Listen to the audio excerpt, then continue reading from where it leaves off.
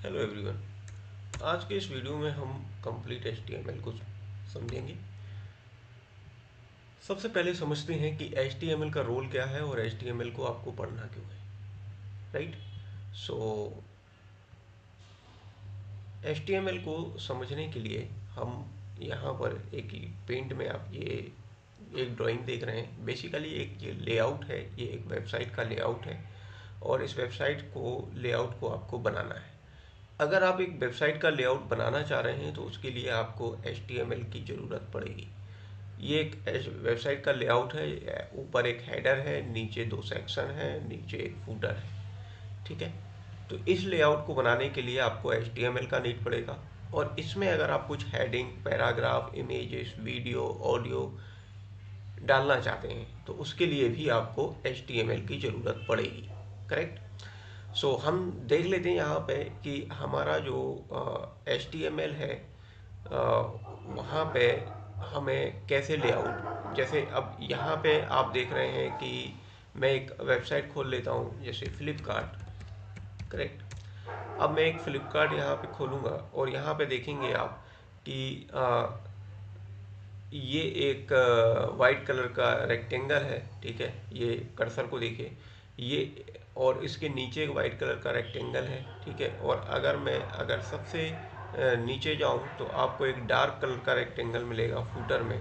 ये सब कैसे बनाया गया है? ये सब बनाया गया है HTML की मदद से।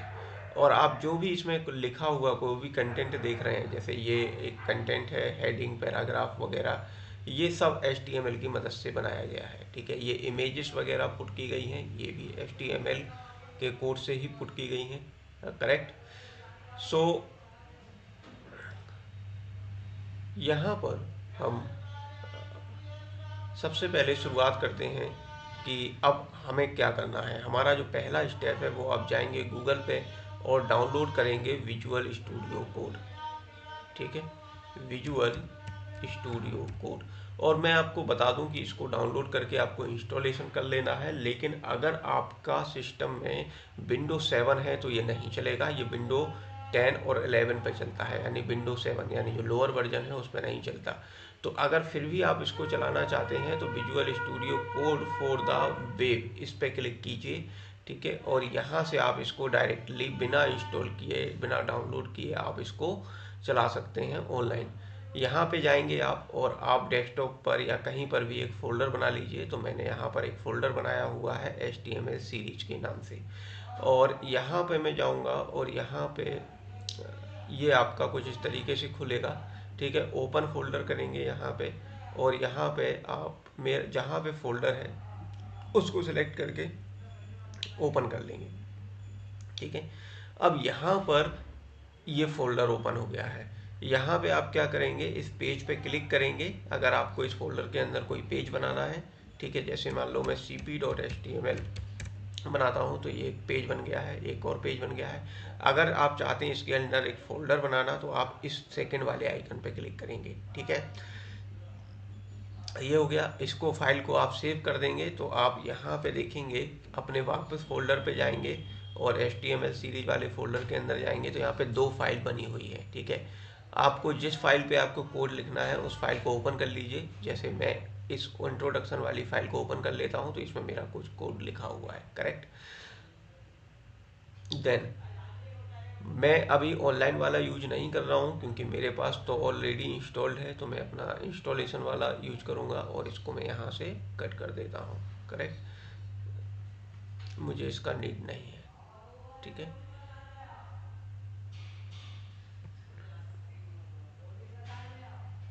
ये देखिए। और मैं आपको, जब ये आपका इंस्टॉलेशन हो जाए तो यहाँ पे आप इस पेज के आइकन पे क्लिक करेंगे तो ये देखिए आपका ये साइड बार ओपन हो जाता है और फिर वापस क्लिक करेंगे तो ये साइड बार रिमूव हो जाता है। ठीक है, अब यहाँ पे जाएंगे और आपको ये ऑप्शन दिखाई देगा एक्सटेंशंस। अगर आपको ये दिखाई नहीं देता है तो आप इधर से एक्सटेंशन पे क्लिक करेंगे और एक्सटेंशन पे क्लिक करने के बाद अब आप लाइव सर्वर को इंस्टॉल कर लेंगे। लाइव सर्वर यहाँ से इंस्टॉल हो गया है। इससे क्या फ़ायदा होता है लाइव सर्वर को इंस्टॉल करने से, जब भी आप अपने आप कोड लिखते हैं और फाइल को सेव करते हैं तो आपको बार बार अपने ब्राउज़र को रिफ़्रेश करने की नीड नहीं होती है। आप यहाँ से डायरेक्टली कोड लिखेंगे और सेव करेंगे तो वो ऑटोमेटिकली ब्राउज़र को रिफ्रेश कर देता है। ठीक है, अब मैं अपनी वापस इस फाइल पे चला जाता हूँ और यहाँ पे हम HTML को लिखने के लिए जो इसका सिंटैक्स है वो लिखते हैं। तो वो सिंटैक्स को लिखने के लिए मैं एक शॉर्टकट का यूज करता हूँ, तो मैं करूँगा शिफ्ट और 1 प्रेस को की और यहाँ पे इसको एंटर कर दूंगा। तो आप देखिए शिफ्ट और 1 प्रेस और एंटर कर देंगे आप, तो यहाँ पे आपका ये सिंटैक्स लिखा हुआ आ जाएगा। इस सिंटैक्स को लाइन बाय लाइन समझते हैं, इसका मतलब क्या है। तो यहाँ पे हम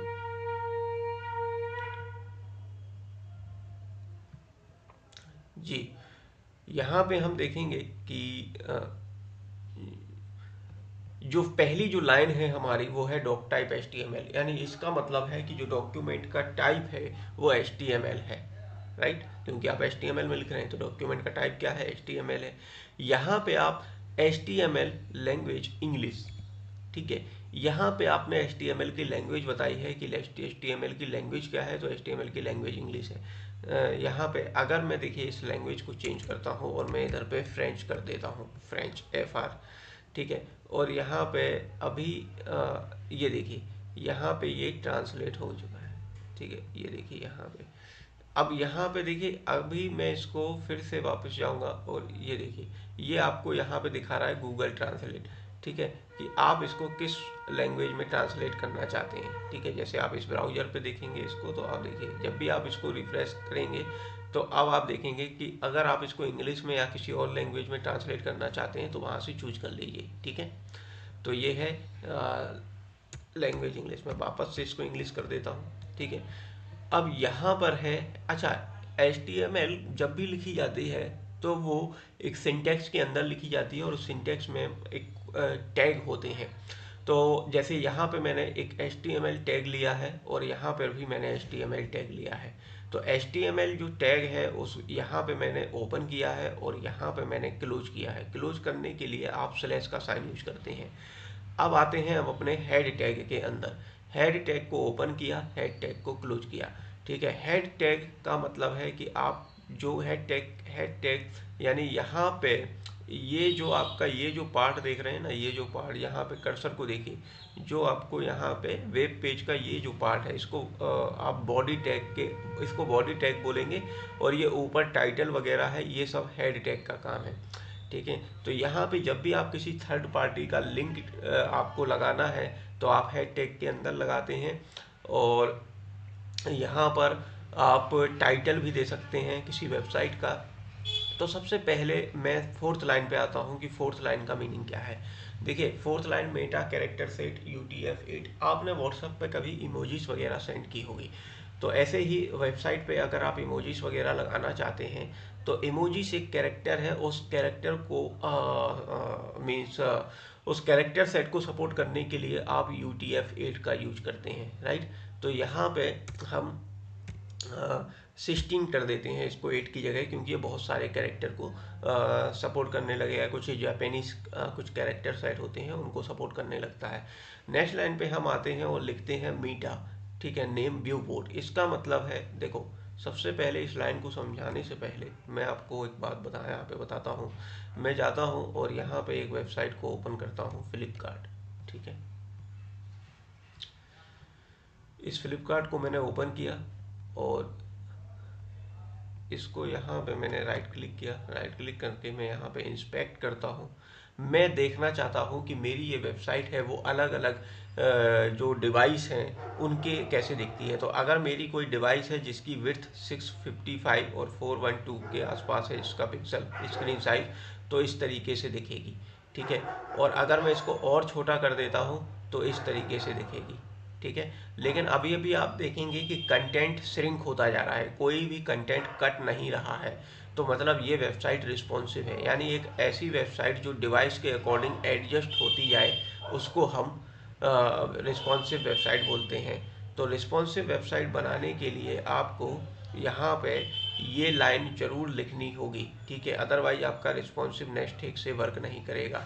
ऐसा नहीं है कि केवल वेबसाइट को रिस्पॉन्सिव बनाने के लिए आप इस लाइन का यूज करते हैं, आप मीडिया क्वेरीज का भी यूज करते हैं इस वेबसाइट को रिस्पॉन्सिव करने के लिए। वो हम CSS पढ़ेंगे तब देखेंगे। तो यहाँ पे इसको समझते हैं व्यू पोर्ट। व्यू पोर्ट से मतलब है कि आपकी जो डिवाइस है आपके जो स्क्रीन साइज है, ठीक है ना, उसको बोलते हैं व्यू पोर्ट। यहाँ पे कंटेंट लिखा है, कंटेंट में है width equal to device width, मतलब आपकी जो डिवाइस की विड्थ है, ठीक है, उसका आपकी जो डिवाइस की विड्थ है यहाँ पे उसके बारे में बात हो रही है। यहाँ पे इनिशियल स्केल 1.0, मतलब आपकी वेबसाइट कितना जूम होके दिखेगी, ठीक है, यहाँ पे ये बताया गया है। अब जैसे इसका मैं आपको एक एग्जांपल बता देता हूँ। यहाँ पे मैं आपको H1 एक हेडिंग डालता हूँ और ये देखिए यहाँ पर, ठीक है, और यहाँ पे मैं वापस चलता हूँ, सॉरी, मैं इसको सेव कर देता हूँ और यहाँ पे मैं जाता हूँ और ये देखिए ये यहाँ पे आपकी हेडिंग आ गई है, ठीक है। तो यानी बाय डिफ़ॉल्ट सेट है कि आपकी जो वेबसाइट है वो इतना जूम होके दिखेगी। अगर मैं यहाँ पे इंस्पेक्ट कर दूँ और इंस्पेक्ट करके अगर मैं जाऊँ यहाँ पे, देखो जब आप इंस्पेक्ट करते हैं, इंस्पेक्ट को मैं आप आगे चलेंगे तो इंस्पेक्ट के बारे में आप डिटेल में सीख जाएंगे इंस्पेक्ट में और क्या क्या होता है। लेकिन फ़िलहाल आप देख रहे हैं कि जब आप इंस्पेक्ट पर गए तो आपने यहाँ पे आपने जो भी कोड लिखा है वो सारा कोड आपको इधर दिखाई दे रहा है, ठीक है। अब मैं हेड टैग के अंदर जाता हूँ और यहाँ से अगर मैं एक काम करता हूँ, मैं यहाँ पे डाल देता हूँ 0.0, एंटर कर देता हूँ, तो आप देख रहे हो कि आपकी ये आपका ये जो फॉन्ट है ये छोटा हो गया है, करेक्ट। लेकिन जब आप इसको कट कर देते हैं तो इंस्पेक्ट में जब भी आप कोई चेंजेस करते हैं तो वो टेम्पररी करते हैं, आपका परमानेंट कोड में चेंजेस नहीं होते हैं। तो जैसे ही मैंने उसको कट किया तो ये उधर पे आ चुका है, ठीक है। तो मैं देखिए, तो यहाँ पे जब मैंने आपको ये बताया कि जो इनिशियल स्केल है वो कितना जूम होके दिखेगी, तो जैसे मैं इसको 0.0 कर देता हूँ यहाँ पे, तो आपकी जो वेबसाइट है वो देखिए वो यहाँ पे, सॉरी, आई थिंक मैंने इधर पे इसको मैं सेव करता हूँ और यहाँ पे इसको मैं रिफ्रेश करके, ठीक है। अब यहाँ पे एक्चुअली ये दिखाई नहीं दे रहा है, ऐसा नहीं है, ये दिखाई नहीं देता है। एक को मैं एक काम करता हूँ, मैं 0.9 करता हूँ, क्योंकि ये देखिए यहाँ पे आपको इसलिए नहीं, यहाँ पे आपको बहुत ज़्यादा डिफेक्ट नहीं दिख रहा है, क्योंकि आ, ये ऑलरेडी यहाँ पर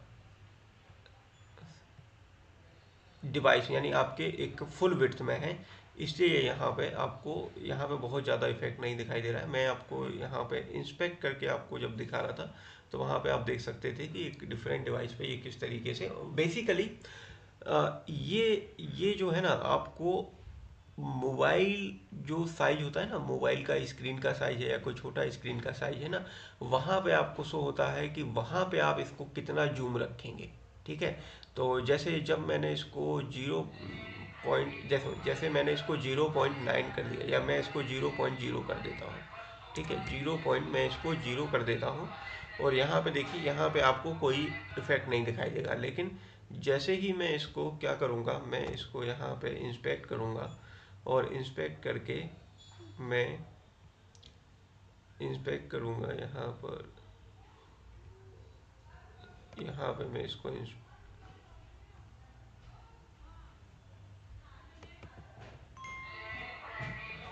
यहाँ पे मैं इसको इंस्पेक्ट करूँगा तो आप देखेंगे कि यहाँ पे आप जैसे ही रिस्पॉन्सिवनेस पे जाते हैं तो ये देखिए 0.0 इधर पे हो चुका है, ठीक है। मतलब अगर मैं इसको सेट कर दूंगा, क्योंकि ये रिस्पॉन्सिव में वर्क करता है, ठीक है, बेसिकली मोबाइल स्क्रीन में, ठीक है, और वापस मैं यहाँ पे जाऊँगा, ये देखिए, तो ये देखिए अब ये वापस से अपने 1.0 पे आ गया है। तो आप समझे कि ये रिस्पॉन्सिवनेस में आप दिखा रहे हैं कि कितना ये जूम होके दिखेगा। अब यहाँ पे आप जा रहे हैं और यहाँ पे आप देख रहे हैं टाइटल, करेक्ट, कि टाइटल क्या है। तो आप किसी भी वेबसाइट पे जाएंगे, इसके टैब में आपको टाइटल दिखाई देगा। जैसे हमारी वेबसाइट का जो टाइटल है वो HTML सीरीज है, यहाँ पे ऑनलाइन शॉपिंग साइट है। अगर मैं अपने वेबसाइट के टाइटल को चेंज करना चाहूँ, जैसे सॉरी अभी हमारी वेबसाइट का टाइटल डॉक्यूमेंट है, तो मैं यहाँ पे हमारी वेबसाइट का जो टाइटल है वो डॉक्यूमेंट है। तो अगर मैं इसको चेंज करना चाहूँ तो देखिए यहाँ पे मैं चेंज कर देता हूँ HTML सीरीज, करेक्ट। और ये देखिए यहाँ पे HTML सीरीज हो चुका है आपके वेबसाइट का टाइटल, ठीक है। और अगर मैं इसको HTML अगर मैं इसको ट्यूटोरियल सीरीज कर देता हूँ तो ये देखिए यहाँ पे ट्यूटोरियल सीरीज हो चुका है, ठीक है। अभी आपको दिखाई दे रहा है, आई थिंक ये शायद रिकॉर्डिंग एरिया से बाहर है इसलिए आपको ये दिखाई नहीं दे रहा है। अब देखिए आपको यहाँ पे ये दिखाई देगा, ठीक है। सो ये है आपकी वेबसाइट का टाइटल, और यहाँ पे देखिए इसका टाइटल ये है, ठीक है। तो टैब में आप टाइटल को सेट कर सकते हैं, ठीक है। यहाँ पे टाइटल टैग के अंदर अब आते हैं हम बॉडी टैग के अंदर। तो बॉडी टैग यानी आपकी ये जो वेबसाइट है, ठीक है, ये जो वेबसाइट है इसका यहाँ पे, इसको मैं कट कर देता हूँ, मुझे अब इसकी ज़रूरत है नहीं, ठीक है। ये देखिए यहाँ पे मेरे कर्सर पे देखिए ये सब कुछ जो वेब पेज के अंदर लिखा हुआ कंटेंट आपको दिखाई देता है वो आप बॉडी टैग के अंदर यूज करते हैं। तो यहाँ पे मैं आपको टॉपिक का नेम बता रहा हूँ कि मैं आपको क्या टॉपिक पढ़ाने जा रहा हूँ। तो मैं आपको पढ़ाने जा रहा हूँ हेडिंग, ठीक है, हेडिंग। तो अब देखिए जब मैं है ना यहाँ पे जाता हूँ तो देखिए मेरे यहाँ पे हेडिंग लिखा हुआ आ गया है, लेकिन मैं ये चाहता हूँ कि मेरा ये हेडिंग यहाँ पे लिखा हुआ नहीं आए, क्योंकि ये तो जस्ट मैं आपको बताने की कोशिश कर रहा था कि मेरे जो टॉपिक का नाम है वो हेडिंग है, पर वहाँ पे पेज पे दिखने लगा। तो एक ऐसा कोड, तो इसको मैं क्या करता हूँ, कमेंट कर देता हूँ। तो कमेंट एक ऐसा कोड होता है, कमेंट करने के लिए आपको कंट्रोल करना है एंड फॉरवर्ड स्लैश करना है, ठीक है। तो कंट्रोल का मतलब होता है कि सॉरी कमेंट का मतलब होता है कि आप ऐसा कोड जिसको आप एग्जीक्यूट नहीं करना चाहते, केवल अपने एडिटर पर दिखाना चाहते हो, ठीक है, उसको हम कमेंट बोलते हैं। और कमेंट HTML और कमेंट करने के लिए आप कंट्रोल और स्लैश का यूज करेंगे। अब देखिए यहाँ पे हेडिंग कितने तरीके की होती हैं। हेडिंग 6 तरीके की होती हैं। जैसे मैं पहली हेडिंग लिखता हूँ और यहाँ पे मैं अपनी वेबसाइट का नेम लिखता हूँ कोडर्स वे, राइट। ये देखिए ये आपकी हेडिंग आ चुकी है, करेक्ट।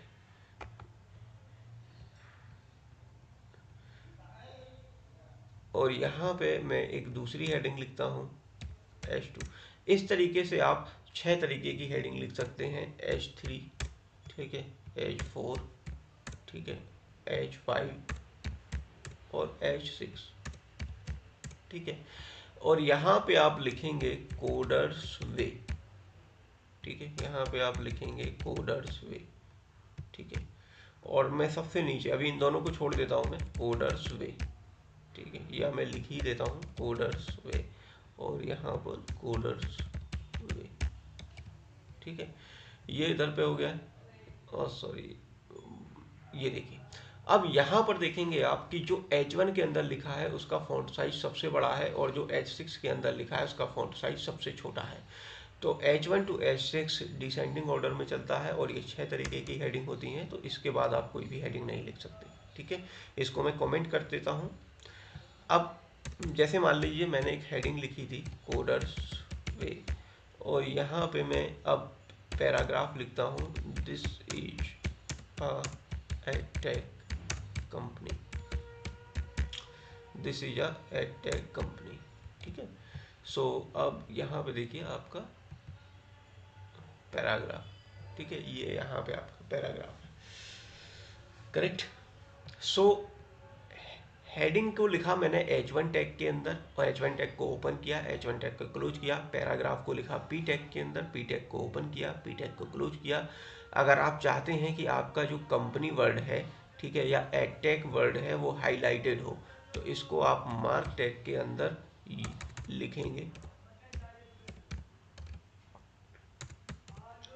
ठीक है, और एड टैग, ठीक है। तो ये देखिए यहाँ पे आपका ये हाईलाइटेड हो चुका है, ठीक है। और अगर आप किसी भी वर्ड को अंडरलाइन करना चाहते हैं, जैसे मैं कोडर्स वे को अंडरलाइन करना चाहता हूँ, ठीक है, तो यहाँ पे देखिए कोडर्स वे अंडरलाइन हो चुका है। अगर मैं चाहता हूँ कि मेरा वर्ड इटैलिक हो तो कोडर्स वे, तो मैं आई टैग का यूज करूँगा, ठीक है, और ये देखिए यहाँ पे कोडर्स वे इटैलिक हो चुका है। अगर मैं चाहता हूँ कि मेरा ये टैग बोल्ड हो तो यहाँ पे मैं बी टैग का यूज करूँगा, ठीक है, और यहाँ पे देखिए ये बोल्ड हो चुका है। अगर मैं चाहता हूँ कि मेरा ये जो कोड है वो डिलीट हो, ठीक है, मतलब एक कट का मार्क्स आ जाए, ठीक है, तो वेब ब्राउज़र समझ जाएगा कि ये यूजफुल नहीं है, ठीक है। सो यहाँ पे देखिए ये डिलीट का साइन आ गया है, राइट, करेक्ट। और आपने वाटर का फॉर्मूला देखा होगा। वाटर का फॉर्मूला क्या होता है? वाटर का फॉर्मूला होता है H2O, ये वाटर का फॉर्मूला होता है, ठीक है।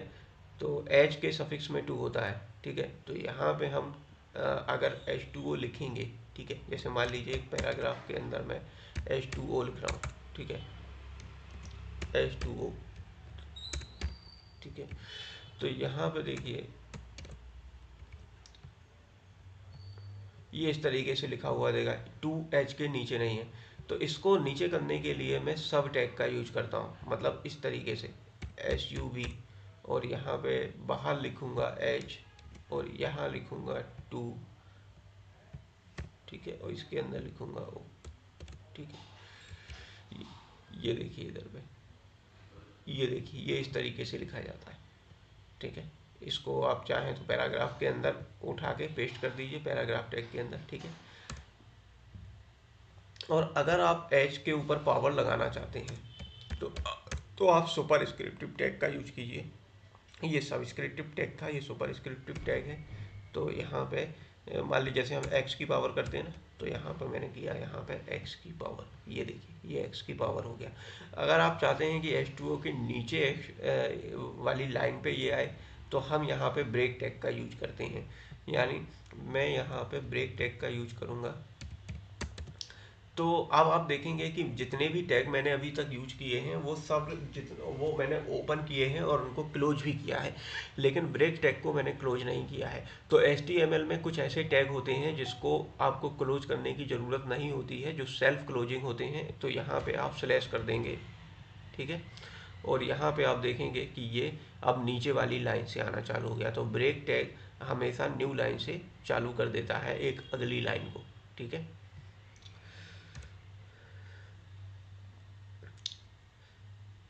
अब यहाँ पर मैं आपको बताता हूँ कि अगर आपको इमेज लगानी है HTML में तो आप कैसे लगाएंगे, ठीक है।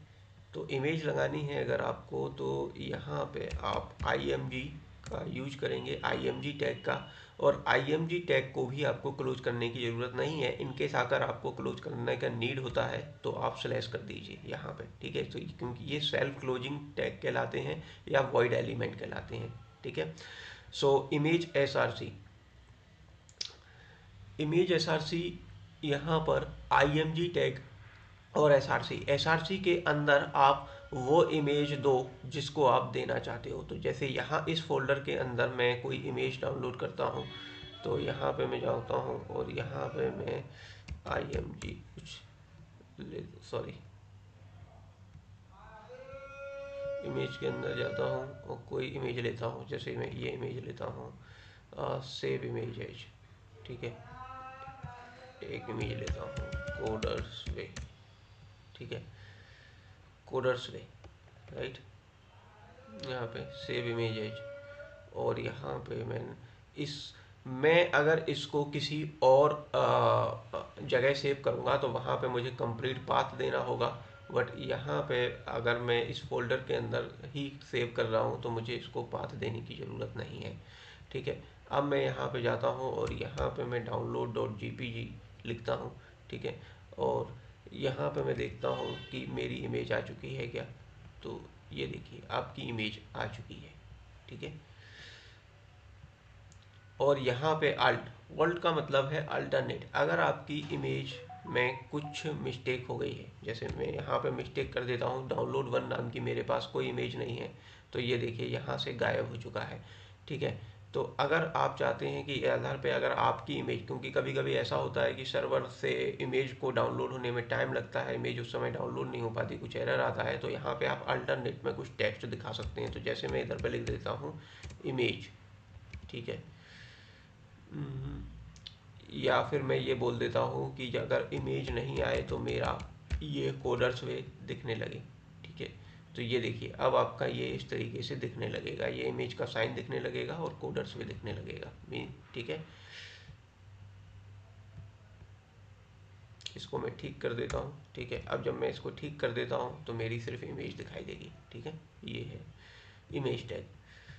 इमेज टैग की अगर आपको विड्थ और हाइट सेट करनी है, वैसे तो हम CSS से कर सकते हैं, लेकिन यहाँ पे मैं आपको दिखाता हूँ कि विड्थ और हाइट सेट करनी है। तो जैसे यहाँ पे मैं बोलता हूँ कि ये जो इसकी विड्थ है वो 50 पिक्सल हो जाए और इसकी जो हाइट है वो भी यहाँ पे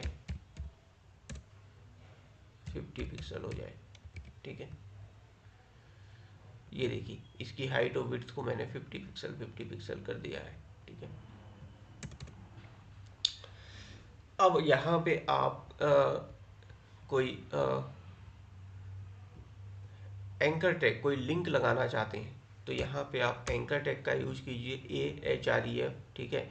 और यहाँ पे हम क्या करेंगे, एंकर टैग को ओपन किया, एंकर टैग को क्लोज किया, ठीक है। और यहाँ पे आप लिख देंगे क्लिक, ठीक है। मतलब आपको जो भी लिखना हो वो लिख दीजिए। तो जैसे मैंने क्लिक लिखा तो यहाँ पे देखिए क्लिक आ गया है। मैं एक काम करता हूँ, BR टैग का यूज कर लेता हूँ ताकि ये न्यू लाइन से आए, ठीक है।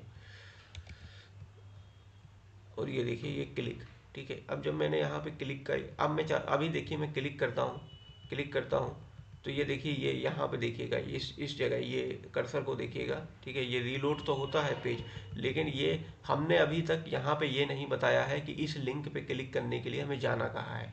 देखिए एंकर लेके एक लिंक है, इसीलिए इस पर जब मैं कर्सर ले जाता हूँ तो हैंड का साइन आ जाता है और अंडरलाइन आ जाती है, ठीक है। तो यहाँ पे मैं क्या करता हूँ, AHREF में मैं यहाँ पे लिख देता हूँ कि ये कहाँ पे जाए। तो मैं किसी वेबसाइट का URL ले लेता हूँ और मैं गूगल का URL ले लेता हूँ, ठीक है। सॉरी, मैं जाता हूँ और यूट्यूब का यहाँ पे जाता हूँ और मैं चाहता हूँ कि यूट्यूब को मैं खोल लूँ। तो यहाँ पे मैंने क्लिक कर लिया है, ठीक है। और मैं जाके इधर पे पेस्ट कर देता हूँ, ठीक है। ये देखिए अब जब भी मैं इस पर क्लिक करूँगा, ठीक है। अब देखिए जब भी मैं इस पर क्लिक करूँगा तो क्या होगा कि मैं यूट्यूब के URL पे चले जाऊँगा, यानी यूट्यूब वाली वेबसाइट पर यहाँ पर चला जाऊँगा, करेक्ट, ठीक है। तो इस तरीके से आप जा सकते हैं किसी भी वेबसाइट पर। अगर आप चाहते हैं कि आप एक एंकर टैग बनाएं, ठीक है, और आप चाहते और इसमें आप एक दूसरा पेज बनाते हैं, जैसे cp.html नाम का एक पेज है, ठीक है। और यहाँ पे मैं इसको इस पेज पे एक हेडिंग लिख देता हूँ, सॉरी, इस पेज पे मैं एक हेडिंग लिख देता हूँ कि H1, और यहाँ पे मैं लिख देता हूँ this is about us page, ठीक है। इस तरीके से मैं लिख देता हूँ और this is about us page.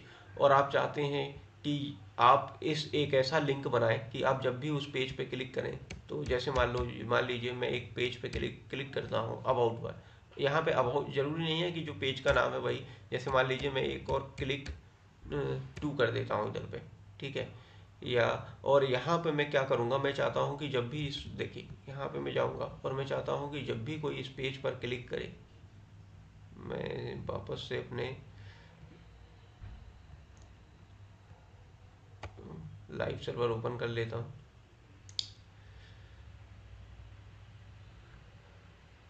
ये देखिए अब मैं चाहता हूँ कि जब भी कोई इस लिंक पर क्लिक करे, ठीक है,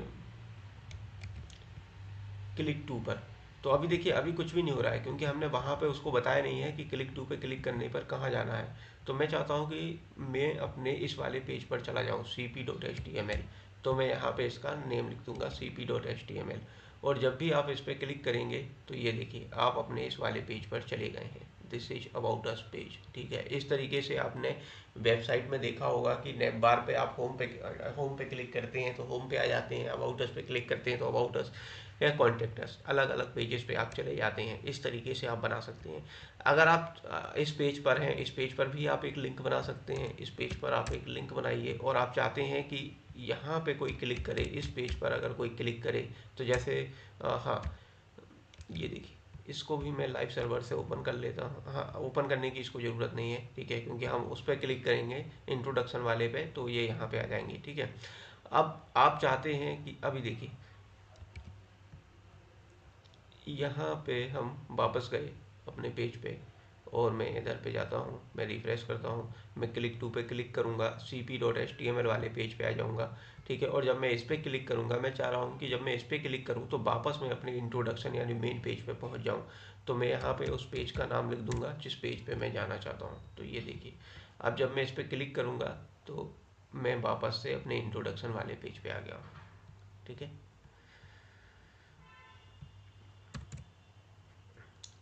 करेक्ट। तो यहाँ पे हमने इमेज टैग को मैं, हाँ, इमेज टैग को मैं यहाँ पे, मैं इमेज टैग को मैं दोबारा लगा देता हूँ। वो इसलिए लगा रहा हूँ मैं इधर पे क्योंकि मैं है ना चाहता हूँ कि इस फाइल को मैं डाल दूँ ताकि आप डाउनलोड कर सकें। ठीक है, ये कंटेंट को, ठीक है, इसलिए मैंने वो वहाँ पे रिमूव कर दिया था, इसलिए मैंने दोबारा लगाया। ठीक है, सो यहाँ पे मैं इसको कमेंट कर रहा हूँ। अच्छा, ये ऑलरेडी यहाँ पे लगा हुआ है। ठीक है, तो यहाँ पे मैं इसको कमेंट कर रहा हूँ एंड नेक्स्ट। नेक्स्ट हम चलते हैं और देखते हैं कि अपनी वेबसाइट में कैसे हम किसी वीडियो को लगा सकते हैं। तो वीडियो को लगाने के लिए मैं यहाँ पे वीडियो टैग का यूज करूँगा। ठीक है, और यहाँ पे मैं कोई वीडियो दूंगा। तो मेरे पास कोई वीडियो नहीं है फिलहाल, मैं एक डमी टेक्स्ट लिख देता हूँ इधर पे MP4। ठीक है, MP4 लिख देता हूँ इधर पे और यहाँ पे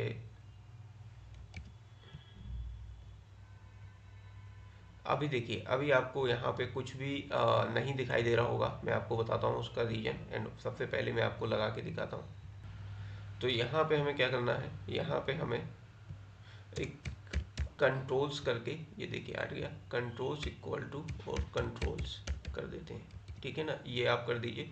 कंट्रोल्स इक्वल टू कंट्रोल का मतलब है कि इसमें आपको पॉज एंड प्ले करने का ऑप्शन आ जाता है। ठीक है, और यहाँ पे ये मैंने टैग लगाया तो ये यहाँ पे हमारा वीडियो दिखने लगा। अब चूंकि मेरे पास इस नाम से कोई वीडियो है नहीं तो यहाँ पे ये प्ले नहीं होगा।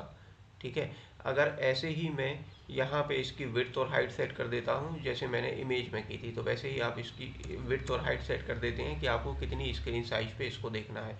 यहाँ पे मैं एक ऑडियो टैग लगाता हूँ। ठीक है, ऑडियो टैग में भी मैं कंट्रोल्स कर देता हूँ, कंट्रोल इक्वल टू कंट्रोल। ठीक है, और यहाँ पे भी मैं सी कुछ ऐसे ही डमी डाल देता हूँ MP3 करके। ठीक है, और ये देखिए, ये आपका ऑडियो यहाँ पे आ चुका है। करेक्ट।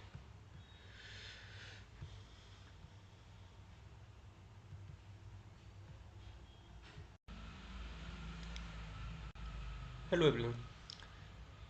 सो अब हम इसमें जो नेक्स्ट टॉपिक पढ़ने जा रहे हैं कि हम देखते हैं कि हम HTML के थ्रू फॉर्म को कैसे बनाते हैं। तो फॉर्म बनाने के लिए हमें क्या करना होता है, फॉर्म बनाने के लिए हम सबसे पहले फॉर्म टैग का यूज करते हैं। राइट, ये फॉर्म टैग है हमका। ठीक है, अब इसको रहने दीजिए, इसका अभी नीड नहीं है हमें। ठीक है, फॉर्म, अब फॉर्म टैग के अंदर हम फॉर्म बनाते हैं। तो यहाँ पे सबसे पहले मैं इसको लाइव सर्वर से ओपन कर लेता हूँ।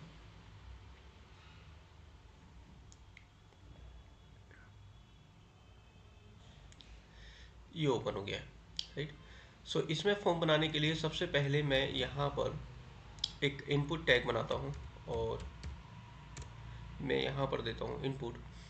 और इस इनपुट टैग में आप देखेंगे कि जब मैं अपना ब्राउज़र ओपन करता हूँ तो यहाँ पे एक इनपुट आ चुका है और इस इनपुट टैग में हम कुछ लिख सकते हैं। करेक्ट, सो इसका मैं एक लेवल देता हूँ, इस इनपुट टैग को एक लेवल देता हूँ मैं। और इस लेवल में इसको बोल देता हूँ कि अभी मैं इसके सारे एट्रीब्यूट आपको बताऊंगा, इसीलिए मैं अभी सिर्फ आपको मैं फॉर्म बनाना सिखा रहा हूँ। तो इसमें मैं आपको यहाँ पे देता हूँ नेम। करेक्ट, ये देखिए ये नेम इधर पे आ चुका है और यहाँ पे आप डाल सकते हैं अपना नेम, राइट। मैं एक और इनपुट देता हूँ इधर पे। अब इसी तरीके से आप हर इनपुट के लिए एक लेवल को सेट कर सकते हैं। तो जैसे मैं फिर से एक इनपुट बना रहा हूँ तो उसके लिए एक इनपुट लेवल को सेट करता हूँ और इधर पे लिखता हूँ, यहाँ पे लिखता हूँ उसका कुछ नंबर, इसको मैं नाम देता हूँ, ठीक है। एंड यहाँ पे मैं एक इनपुट बना रहा हूँ और इसका टाइप लिखता हूँ नंबर, राइट। सो इसको देखिए आप, ये जब आपने नंबर यहाँ पे लिखा है एंड यहाँ पर आप देखेंगे कि आप जो एरो है, ठीक है, वहाँ आप नंबर डाल पा रहे हैं, राइट। यहाँ से आप डायरेक्ट भी नंबर डाल सकते हैं, इसमें आप टेक्स्ट को नहीं डाल सकते, करेक्ट। अगर मुझे, हाँ, मैं चाह रहा हूँ कि ये जो मेरा इनपुट है ना ये साइड में साइड आ रहा है, मैं ब्रेक टैग का यूज करता हूँ, ठीक है। और ब्रेक टैग से अब ये नीचे आ जाएगा, ये देखिए नीचे आ गया, ठीक है। इसी तरीके से अब आप लेवल को देते जाइए और इनपुट को देते जाएंगे, लेकिन मैं अभी लेवल नहीं दे रहा हूँ, मैं इनपुट आपको बता रहा हूँ कि इसमें इनपुट के कौन कौन से टाइप होते हैं, तो सिर्फ मैं अभी इनपुट बताऊँगा, ठीक है। लेवल आप समझ गए हैं कि लेवल को किस तरीके से आपको देना है।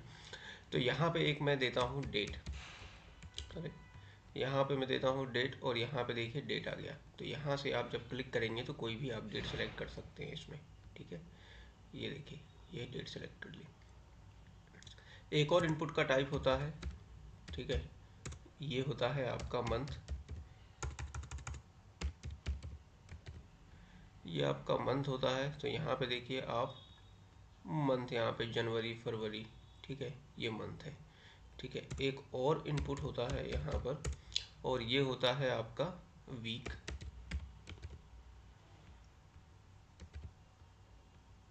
ठीक है, ये आपका वीक वाला, करेक्ट, इनपुट है। एक और इनपुट मैं बताता हूँ, यहाँ पे मैं एक काम करता हूँ, यहाँ पे मैं एक एक बी आर टैग ले लेता हूँ, बी आर, और एक और बी आर ले लेता हूँ, ठीक है।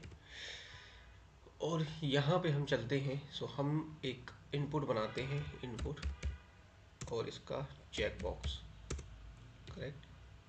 सो ये देखिए ये एक चेक बॉक्स इनपुट बन गया है, ठीक है। अब मैं एक और इनपुट ले रहा हूँ और इस इनपुट में मैं यहाँ पे डालता हूँ रेंज, राइट। सो यहाँ पे रेंज इनपुट आ चुका है। रेंज इनपुट का वर्क क्या है, ये आप जब इसको जावा स्क्रिप्ट इसमें लगाएंगे ना HTML में, तो ये रेंज, जैसे मान लो आप चाहते हैं कि आपने इसको इतना रेंज सेलेक्ट किया, इतने रेंज सेलेक्ट करने पे आपने मान लीजिए इसमें कोई स्लाइडर बनाया है और वो स्लाइडर है ना इमेज को मूव करता है, इसको मैं ऐसे करूँगा तो ये इस तरफ मूव करेगा, इसको ऐसे करूँगा तो इस तरफ मूव करेगा, तो कुछ इस तरीके का टास्क भी आप इससे कर सकते हैं, लेकिन ये जावा स्क्रिप्ट के थ्रू होगा। फिलहाल अभी ये इस तरीके का एक डिजाइन बन गया है रेंज सेलेक्ट करने का, करेक्ट। एक और इनपुट का टाइप है इधर पर, ठीक है, रेडियो, करेक्ट। यहाँ पे रेडियो,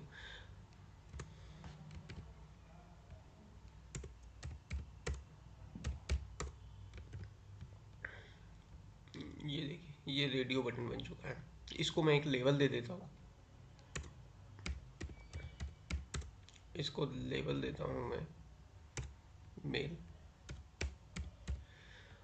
और यहाँ पे एक और रेडियो बटन मैं बनाता हूँ और इसको मैं लेवल देता हूँ फीमेल, करेक्ट। सो ये देखिए अब आप यहाँ पर देखेंगे कि आप दोनों को सिलेक्ट कर पा रहे हैं। अगर आपको कुछ इस तरीके की फंक्शनैलिटी डालनी हो कि आप सिर्फ एक को ही सिलेक्ट कर पाएँ तो वो किस तरीके से होगा, तो मैं आपको बताता हूँ कि हर इनपुट को आपको एक नेम देना होता है, ठीक है, हर इनपुट को, जो कि ब्राउज़र समझता है, ठीक है।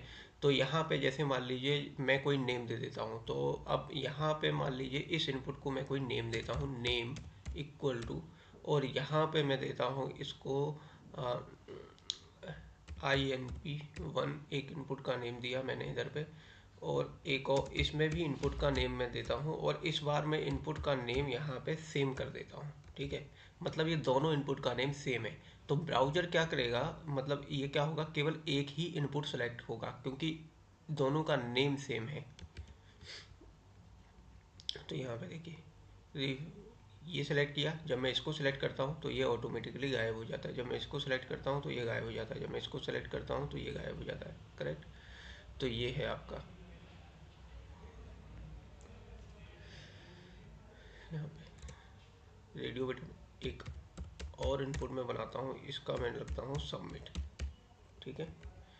तो अब देखिए सबमिट से क्या होगा कि जब आप इसमें कुछ ऐसे मान लीजिए मैं लिख देता हूँ, ठीक है, और जब मैं इसको सबमिट करूँगा तो ये देखिए यहाँ पे सबमिट हो जाएगा।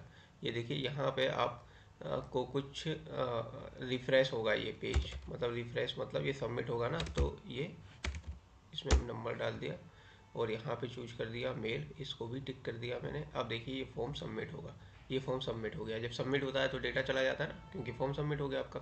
तो यहाँ पे एक्चुअली अभी ये आपको ऐसे सबमिट नहीं होगा कि इसका डेटा आपको कहीं दिख जाएगा, बस ये टास्क परफॉर्म करता है। इसके लिए तो आपको बैकएंड में प्रोग्रामिंग करनी होगी, डेटाबेस बनाना होगा, है ना, तभी आपका सबमिट होगा। यहाँ पे आप देख सकते हैं कि आपने क्या डेटा को स्टोर किया था। यहाँ पे एक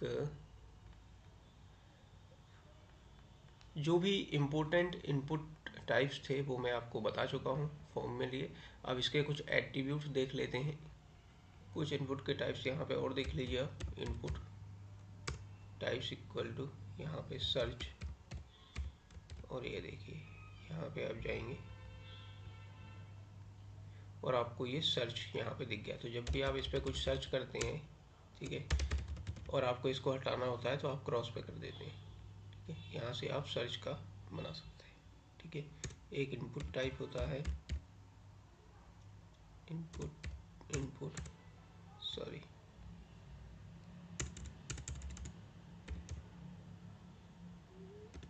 इनपुट टाइप एक होता है यहाँ पर बटन। ठीक है, सो ये देखिए ये यहाँ पे बटन यहाँ पे बन चुका है। करेक्ट।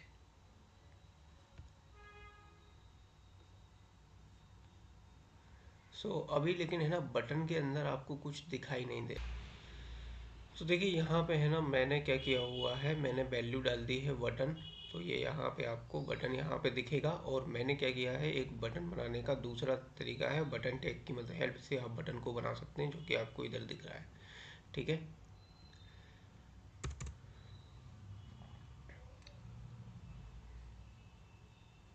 यहाँ पर मैं एक और इनपुट आपको बताता हूँ। ठीक है, इनपुट टाइप यहाँ पे मैं लिखूँगा फाइल। ये भी बहुत इम्पोर्टेंट है। ठीक है, और ये देखिए यहाँ पे अभी कोई नो चूजन फाइल की है। देखो यहाँ पे मैं क्या करता हूँ, यहाँ पे मैं क्लिक करता हूँ तो आप किसी भी फाइल को यहाँ पे चूज कर सकते हैं। ठीक है, ये फाइल चूज हो गई है यहाँ पे, और ये यहाँ पे आपकी फाइल आ चुकी है।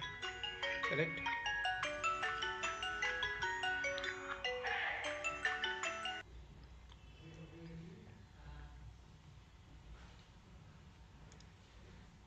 सो यहाँ पे हम क्या करेंगे, एट दी रेट है, एट दी रेट, ये देखिए अब यहाँ पे हमने ईमेल टाइप किया है, तो जब मैं इसको सबमिट करता हूँ ना तो ये एरर दे देता है। ये एरर क्या देता है, at the rate in the email address. क्या दे देता है, please include an at the rate in the email address. मतलब ये क्योंकि इसका जो टाइप है ना वो ईमेल है, तो इसमें एक प्रॉपर ईमेल लिखना जरूरी है। करेक्ट।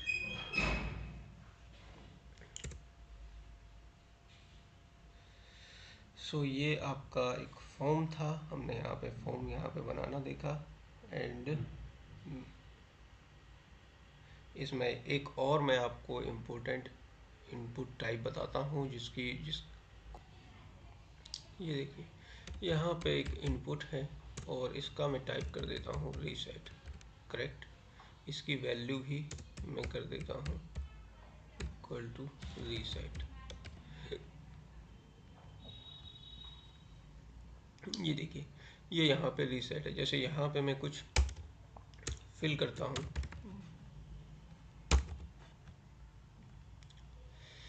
ठीक है, और यहाँ पे कुछ भी चूज कर दिया मैंने, ठीक है, और यहाँ पे मैं रीसेट करता हूँ तो ये देखिए ये सब कुछ गायब हो गया है। क्यों, क्योंकि ये रीसेट हो रहा, मतलब ये रीसेट सब कुछ दोबारा से हमको सेट करने के लिए बोलता है। करेक्ट। सो अब इसके एट्रीब्यूट समझ लेते हैं। एट्रीब्यूट क्या होते हैं सबसे पहले ये देखते हैं, फिर हम इसको समझते हैं कि क्या एट्रीब्यूट हमें हमारे इनपुट में होते हैं। तो देखिए यहाँ पर एट्रीब्यूट क्या होता है। एट्रीब्यूट एट्रीब्यूट क्या है कि किसी भी टैग की एक एक्स्ट्रा या किसी भी एलिमेंट की एक एक्स्ट्रा इंफॉर्मेशन। ठीक है, यहाँ पे आपको दो वर्ड समझने, एक तो टैग, एट्रीब्यूट टैग आप समझ चुके हैं, और एलिमेंट। ठीक है, एलिमेंट क्या होता है, attribute tag and element, right, correct. Then अगर मैं शुरुआत करूं टैग से, तो टैग आप समझ चुके हैं। जैसे यहाँ पे मैं एक H1 लिख रहा हूँ, तो ये H1 क्या है, ओपन टैग है। H1 क्या है, क्लोजिंग टैग है। अगर मैं यहाँ पे कुछ कंटेंट लिखता हूँ एंड मैं अब इस पूरी लाइन को मिला के बोलता हूँ, तो इसे कहलाता है एलिमेंट। यानी कोई भी ओपन टैग, क्लोज टैग और उसके बीच का कंटेंट एलिमेंट कहलाता है, राइट। सो आपका टैग एलिमेंट हो चुका है। अब हम बात कर रहे हैं कि एट्रीब्यूट क्या होता है। तो देखिए जैसे मान लीजिए किसी भी एलिमेंट के बारे में एक्स्ट्रा इन्फॉर्मेशन होती है, उसको हम एट्रीब्यूट बोलते हैं। जैसे यहाँ पे मान लीजिए मैं यहाँ पे एक एच एक H1 लगा रहा हूँ, ठीक है, और H1 में मैं स्टाइल लगाता हूँ, तो स्टाइल एक एट्रीब्यूट है, ठीक है, क्योंकि यहाँ पर मैं यहाँ पे इसको दे रहा हूँ कलर रेड, सॉरी, हाँ। तो इस H1 का जो कलर है वो है रेड। तो ये क्या है, एक स्टाइल ने हमें क्या दिया है, स्टाइल एक एट्रीब्यूट है, बिकॉज हमें H1 का एक एक्स्ट्रा इंफॉर्मेशन मालूम चला है इससे। ठीक है।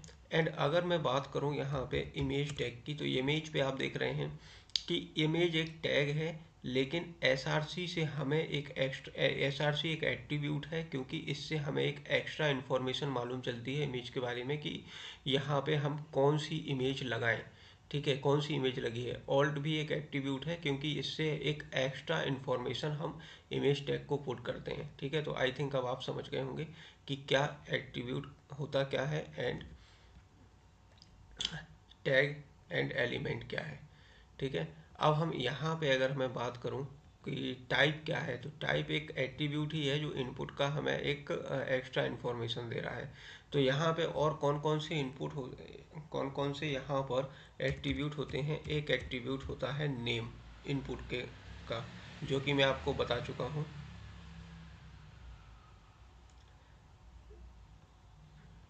करेक्ट, कि नेम में हर इनपुट का आपको एक नेम देना होता है। तो यहाँ पे हम नेम देते हैं। अब जैसे मैं इसको नेम, कुछ भी नेम दे देता हूँ, जैसे यहाँ पे मैं इसको दे देता हूँ 1।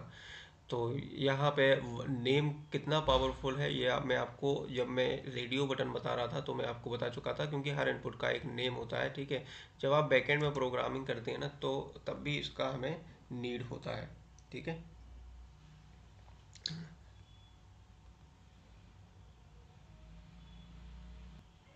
ठीक है, यहाँ पे मैंने नेम दे दिया है। अब जैसे मैं इसको वैल्यू देता हूँ, वैल्यू यहाँ पर, और मैं यहाँ पे कुछ वैल्यू डाल देता हूँ, टाइप योर नेम।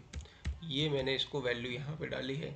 अब यहाँ पे आप देखेंगे कि ये जो आपका फर्स्ट इनपुट है ना, यहाँ पे ऑटोमेटिकली लिखा हुआ आएगा टाइप योर नेम। लेकिन जब आप अपना नेम लिखना चाहेंगे, तो आपको सबसे पहले इसको सिलेक्ट करके हटाना होगा, और तब आप अपना कुछ नेम लिख पाएंगे। ठीक है, और एक होता है यहाँ पे place holder, right. So place holder क्या है कि मैं इसको यहाँ से हटाता हूँ एंड मैं प्लेस होल्डर लिखता हूँ। सो प्लेस होल्डर यहाँ पे आप जब भी लिखेंगे, तो यहाँ पे आप लिखेंगे कि जैसे type your name, correct, type your name. So यहाँ पे देखिए आपने टाइप योर नेम लिखा हुआ आ रहा है। आप देख भी सकते हैं कुछ फ़र्क तो है, ठीक है, इसकी स्टाइलिंग में कुछ फ़र्क है, लेकिन और आप दूसरा जो मेजर फ़र्क ये है कि जब भी आप इसमें कुछ लिखेंगे, तो ये ऑटोमेटिकली गायब हो जाता है, जैसे ही आप कर्सर, जैसे ही आप कोई की प्रेस करेंगे, करेक्ट। तो एक ये एट्रीब्यूट होता है, राइट।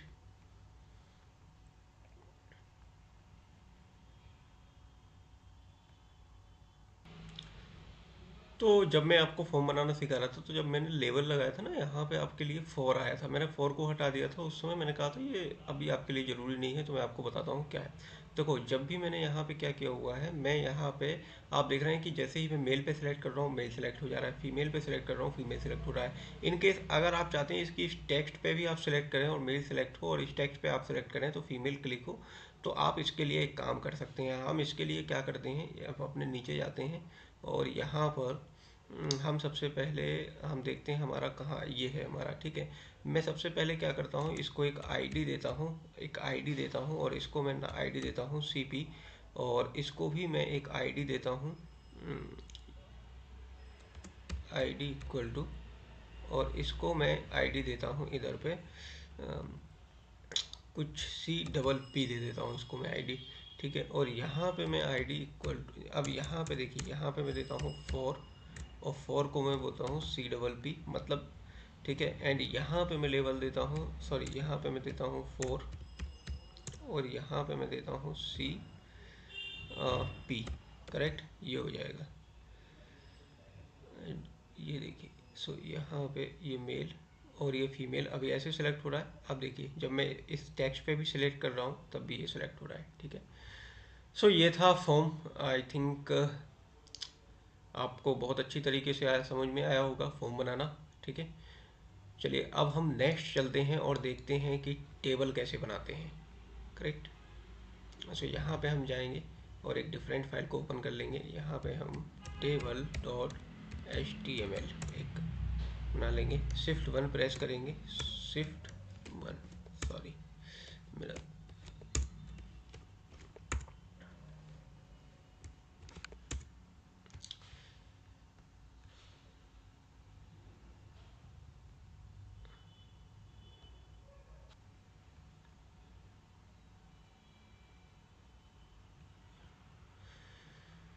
ठीक है। देन हम शिफ्ट और वन प्रेस करके हमने ये यहाँ पे पूरा का पूरा एक उसका टेम्पलेट ले आए हम, ठीक है, HTML का। नाउ अब हम क्या करेंगे, टेबल बनाएंगे। तो टेबल बनाने के लिए मैं टेबल टैग का यूज करूँगा, और यहाँ पे हम टेबल किस तरीके से बनाएंगे, जैसे मैं यहाँ पे पेंट ओपन कर लेता हूँ और फिर आपको बताता हूँ कि मैं टेबल को किस तरीके से बनाऊँगा। यहाँ पे देखिए, ये आपका एक टेबल है, ठीक है। तो टेबल में यहाँ पे आपकी टेबल में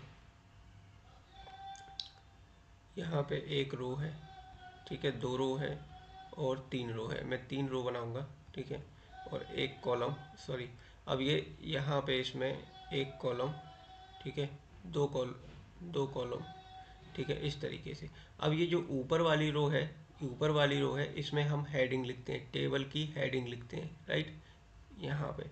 और नीचे हम क्या लिखते हैं, टेबल का डेटा लिखते हैं, करेक्ट। सो यहाँ पे हम टेबल का डेटा लिखेंगे, ठीक है।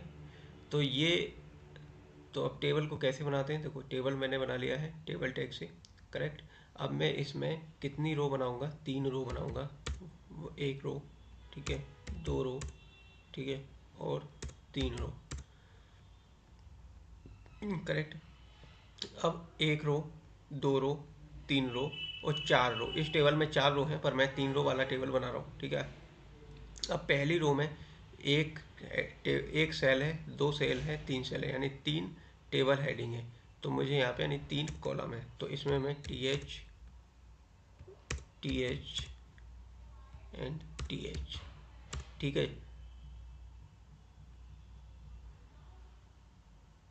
करेक्ट। अब यहाँ पर मैं क्या करूँगा, यहाँ पर मैं जितने यहाँ पे अब हर उसमें अगर तीन हेडिंग है तो हर रो में तीन डेटा सेल होंगे, ठीक है, यानी तीन कॉलम हमें बनाने हैं, ठीक है। इस रो में भी तीन बना देता हूँ मैं, ये,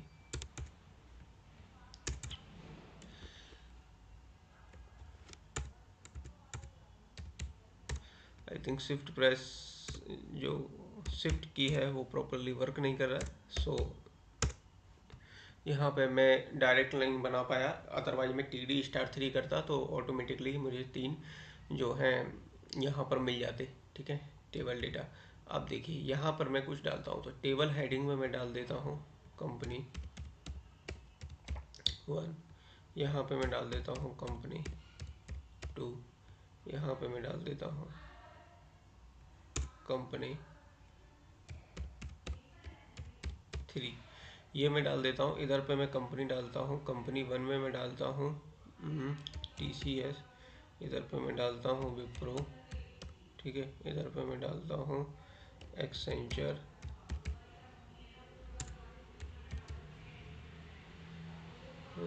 इधर पे मैं डालता हूँ रिलायंस, इधर पे मैं डालता हूँ HCL, इधर पे मैं डालता हूँ टाटा कुछ, ठीक है। ये सो ये जब आप अपना टेबल देखेंगे, सो यहाँ पे मैं अपना लाइव सर्वर ओपन करता हूँ और ये देखिए ये आपका टेबल बन चुका है। अभी आप टेबल में सोच रहे होंगे कि टेबल में यहाँ पे कोई बॉर्डर वगैरह नहीं है, लाइनिंग वगैरह नहीं है, तो ये सब हम CSS से देते हैं, ठीक है। जो भी स्टाइलिंग है वो हम CSS से करते हैं। यहाँ पे सिर्फ आपको कंटेंट डालना और लेआउट बनाना सिखाया जा रहा है। तो इस तरीके से आप टेबल बनाएंगे। और अगर आप चाहते हैं कि इस टेबल में आप एक टेबल हेडिंग और ऐड करेंगे, तो एक टेबल हेडिंग कंपनी 4 आपने ऐड की, तो आप देखेंगे कि इस तरीके से ये पहले वाली रो में एक और कॉलम की जगह आ गई है। तो अब यहाँ पे आप TD ऐड करके यहाँ पे डेटा को पुट कर सकते हैं। तो इसको मैं हटा रहा हूँ अभी फ़िलहाल के लिए, ठीक है। ये है हमारा। अब हम देखते हैं कि इसमें कौन, अब देखिए यहाँ पर हम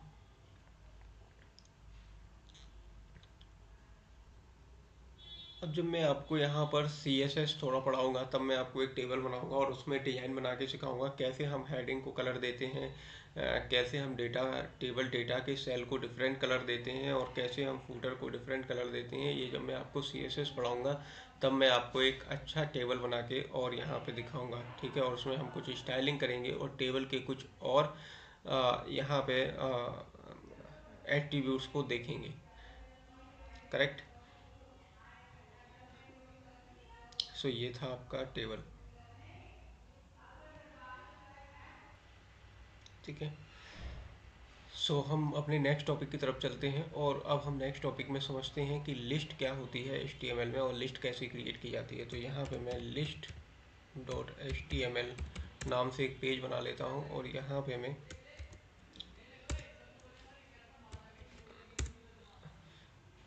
actually I am facing the problem to press the shift key but it is not working, but I am trying.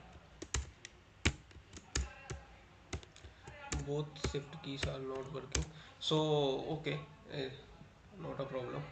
I will copy the syntax, right. I will copy this syntax and paste here and remove this table, okay. सो अब हम यहाँ पर चलते हैं और देखते हैं कि हम किस तरीके से लिस्ट बना सकते हैं। सो लिस्ट बनाने के लिए आप यहाँ पर 3 तरीके की लिस्ट होती है। पहली जो लिस्ट है आपकी वो मैं बता रहा हूँ आपको, ऑर्डर्ड, ठीक है। एंड से ऑर्डर्ड लिस्ट क्या है, तो यहाँ पे देखिए ऑर्डर लिस्ट बनाने के लिए आपको OL टैग का यूज करना है, और यहाँ पर आप इसके अंदर लिस्ट बना सकते हैं। तो यहाँ पर मैं 3 लिस्ट बना रहा हूँ, ठीक है, करेक्ट। और यहाँ पे मैं देता हूँ होम, यहाँ पे मैं देता हूँ अबाउट अस, और यहाँ पे मैं देता हूँ कॉन्टेक्ट अस, ठीक है। ये है इधर पे, एंड कंट्रोल एस करता हूँ, राइट। और यहाँ पे आप देखेंगे कि इसका आउटपुट क्या आ जाएगा। तो ये देखिए ये इसका आउटपुट है, home about us contact us. इसको ऑर्डर लिस्ट क्यों बोल रहे हैं, इसको ऑर्डर लिस्ट इसलिए बोल रहे हैं क्योंकि इसमें 1 2 3 यानी 1 2 3 यानी सीक्वेंस वाइज इसका एक ऑर्डर है। अगर मैं आपको यहाँ पे जाऊँ और यहाँ पे आप चाहते हैं कि 1 2 3 ना आए, तो इसका टाइप करके आप यहाँ पे ए पुट करिए, तो यहाँ पे आप यहाँ पे ABC आपको दिखाई देगा, करेक्ट। अगर आप चाहते हैं कि यहाँ पे स्मॉल ए से चालू हो, तो आप स्मॉल ए कर दीजिएगा, तो यहाँ पर आप इससे यहाँ पे ABC चालू होगा, करेक्ट। और अगर आप चाहते हैं इधर पे यहाँ से चालू हो, तो आप इधर पे फर्स्ट सेकेंड थर्ड कर दीजिएगा, करेक्ट। ये कर दिया यहाँ पे। नाउ अब मैं जैसे सपोज कीजिए कि मैं चाहता हूँ कि ये एक स्टार्ट एक एट्रीब्यूट है, ठीक है। और स्टार्ट एट्रीब्यूट में हम डालेंगे कि यहाँ पर 10 नंबर से चालू हो, तो अब आप देखेंगे कि यहाँ पे 10, 11, 12 चालू हो जाएगा। ठीक है, करेक्ट।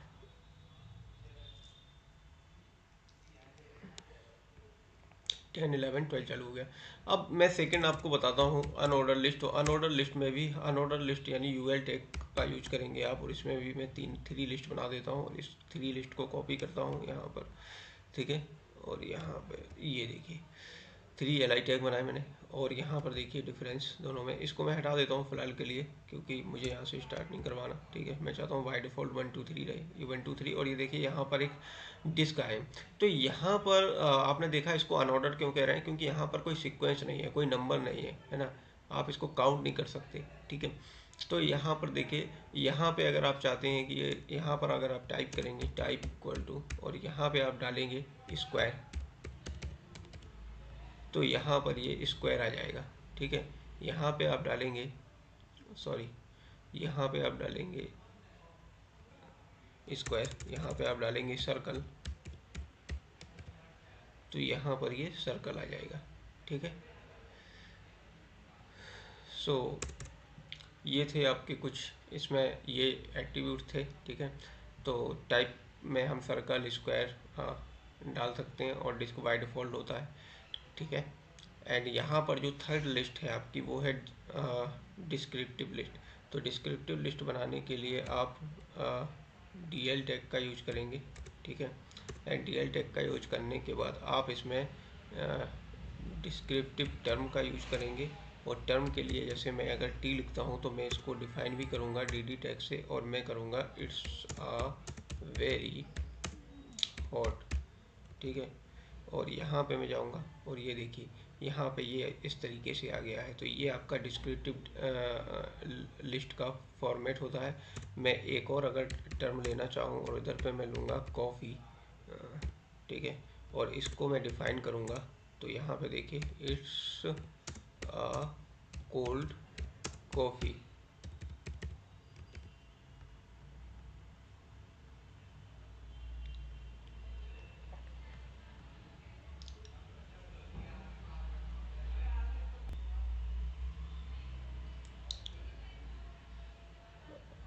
एक बार मैं इसको फिर से आपको बता देता हूँ। ठीक है, फटाफट। लिस्ट HTML में 3 तरीके की होती हैं। ऑर्डर लिस्ट, तो मैंने OL टैग बनाया, OL टैग में मैंने 3 LI लिए यहाँ पे, और एक मैंने अनऑर्डर लिस्ट बनाई, अनऑर्डर लिस्ट में भी मैंने 3 LI लिए। ठीक है, आप देख सकते हैं ऑर्डर और अनऑर्डर लिस्ट। ऑर्डर लिस्ट वो लिस्ट होती है जिसमें आप एक नंबर आता है कोई, और अनऑर्डर लिस्ट में इस तरीके के कुछ बुलेट्स, कुछ साइन आते हैं, तो इसको अनऑर्डर लिस्ट बोलते हैं। ठीक है, और ये डिस्क्रिप्टिव आपकी लिस्ट है। तो अगर इस लिस्ट को मैंने क्या बताया था कि अगर आप 1 2 3 से स्टार्ट नहीं करना चाहते हैं और यहाँ पे आप टाइप देना चाहते हैं टाइप इक्वल टू, और यहाँ पे आप कैपिटल A लिखेंगे, तो यहाँ पर आपका कैपिटल A लिखा हुआ आएगा, यानी ABC आएगा, ये बताया था। एंड सेकंड मैंने यहाँ पे, सॉरी, और यहाँ पर अगर स्मॉल a लिखेंगे तो स्मॉल a आएगा। ठीक है, और यहाँ पर आई लिखेंगे तो रोमन नंबर में आएगा।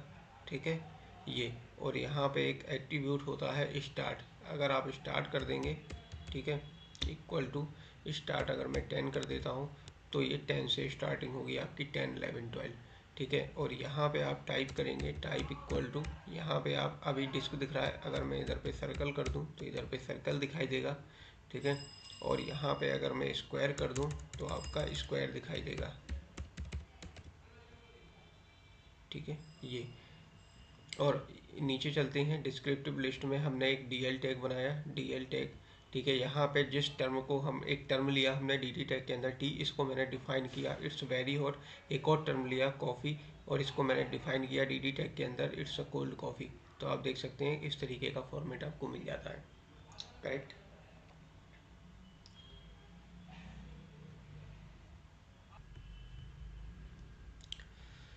अगर आपको किसी एक फाइल को अपने HTML में अटैच करना हो और आप चाहते हैं कि आप उसे डाउनलोड भी कर सके, कोई उस पर क्लिक करे तो उस फाइल को या उस इमेज को डाउनलोड कर सके, तो आप उसमें किस तरीके से करेंगे, एंकर टैग का यूज करेंगे और उसमें कोई इमेज लगा देंगे।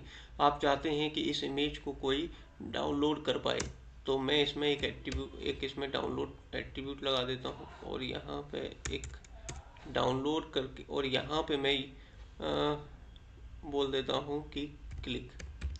ठीक है, तो जब भी कोई इस पर क्लिक करेगा तो इसको वो डाउनलोड कर पाएगा, बिकॉज हमने यहाँ पे ये डाउनलोड लिखा हुआ है। ठीक है, सो मैं जाता हूँ इस पे और ये देखिए जब मैं क्लिक पे करता हूँ तो ये देखिए ये डाउनलोड हो गई आपकी इमेज। करेक्ट।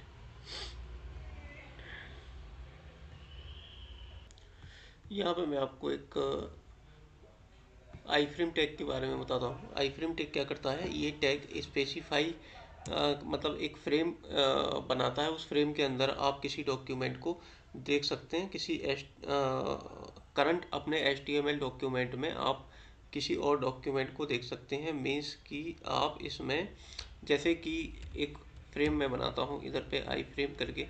ठीक है, और यहाँ पे मैं क्या करूँगा कि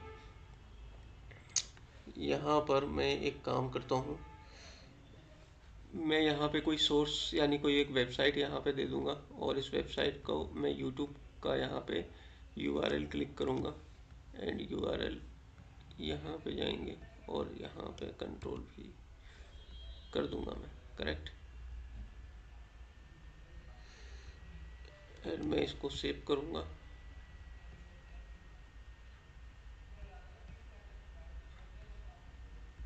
ये देखिए अभी ये यहाँ पर क्यों नहीं कर रहा है काम, देखिए ये एक फ्रेम बन गई है और इस फ्रेम के अंदर ये यूट्यूब की वेबसाइट दिखेगी।